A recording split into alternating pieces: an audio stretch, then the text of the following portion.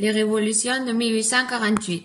Les révolutions de 1848 ont été connues comme le printemps des peuples, dans laquelle la petite bourgeoisie se réunissait avec la classe travailleuse pour éteindre les manifestations sociales et politiques dans l'Europe. Dans celle-là, ils demandaient le suffrage universel masculin et ils réclamaient entrer dans le Parlement sans avoir la nécessité d'être propriétaire et pouvoir encaisser comme un politique.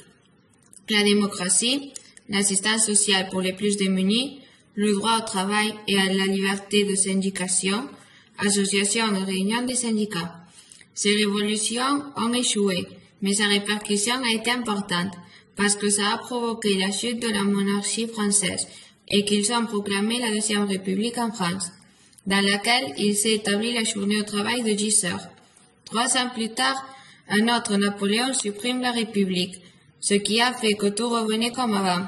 Le prolétaire commence à acquérir conscience de classe, apprenant qu'il pouvait confier seulement dans ses forces et que les partis bourgeois jamais ne défendront les intérêts que ne leur sont pas propres et qu'ils ne se battront pas pour les droits des travailleurs.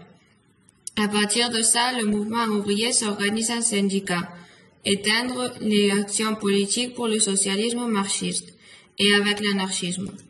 Pour ce qu'à partir d'ici a commencé la deuxième étape de l'histoire du mouvement ouvrier.